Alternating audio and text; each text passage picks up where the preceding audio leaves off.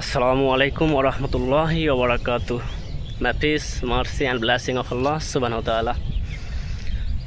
Today is another morning, new hope, new dreams and new challenge. But we should not give up. We should practice to improve ourselves, right? So যেটা আমি বলতে চাচ্ছি সেটা হচ্ছে অনেকেই বলতে পারে যে সকালের ব্যায়াম হচ্ছে সময় অপচয়। তখন আপনি একমত পোষণ করতে নাও পারেন। আপনি যদি একমত পোষণ করতে না পারেন সেটাকে ভদ্রভাবে ইংরেজিতে কীভাবে ডিসএগ্রি অর্থাৎ ভিন্নমত পোষণ করতে পারেন সেটা আজকে শিখব। অর্থাৎ ভদ্রভাবে কারোর সাথে যদি ভিন্নমত পোষণ করতে চান সেটার ইংরেজি কী হবে সেটা আজকে শিখতে চলেছি। সো আপনি যদি কারোর সাথে একমত পোষণ করতে না পারেন, যদি ভিন্নমত পোষণ করেন, ওই যে সচরাচর আমরা ব্যবহার করি ডিসএগ্রি, আমি ভিন্নমত বা আমি একমত নই, কিন্তু এই একই শব্দ বারবার ব্যবহার করতে ভালো লাগে না। ক্ষতি কী যদি আমরা একটু স্মার্ট শব্দ ব্যবহার করি বা অ্যাডভান্স ওয়ার্ড ব্যবহার করি, বরঞ্চ আমাদের আরও লাভ, আমরা একটু এক ধাপ এগিয়ে যাব। সো আজকে আমরা শিখব smart way to be disagree.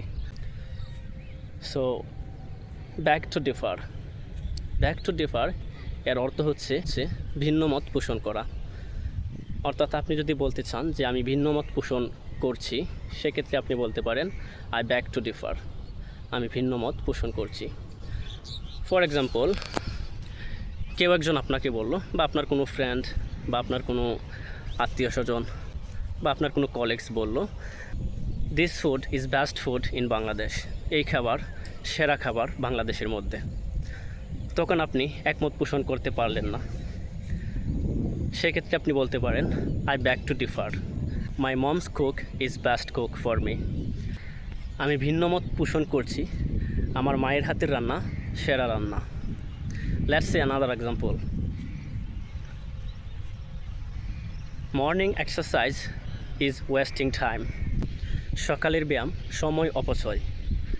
তখন আপনি বলতে পারেন I beg to differ, morning exercise keeps us healthy, অর্থাৎ আমি ভিন্নমত পোষণ করছি, সকালের ব্যায়াম আমাদের সুস্থ রাখে। চলুন আরেকটি উদাহরণ দেওয়া যাক। Bangladesh can not win big tournament, Bangladesh বড় টুর্নামেন্ট জিততে পারবে না। I beg to differ, with confidence they can be champions, আত্মবিশ্বাস থাকলে তারা চ্যাম্পিয়ন হতে পারবে। Let's see another example, cat is lazy animals, I beg to differ, my cat is playful and active, বিড়াল খুব অলস প্রাণী, আমি ভিন্নমত পোষণ করছি, আমার বিড়াল খুব প্লেফুল এবং সক্রিয়। আশা করি শব্দটি বুঝতে পেরেছেন। এই শব্দটি যদি আপনি ভুলতে না চান তাহলে এখনই নিচে কমেন্টস বক্সে কয়েকটি কমেন্টস করে এক্সাম্পল তৈরি করুন, আশা করি শব্দটি ভুলবেন না। So I beg to differ এর মানে হচ্ছে আমি ভিন্নমত পোষণ করছি।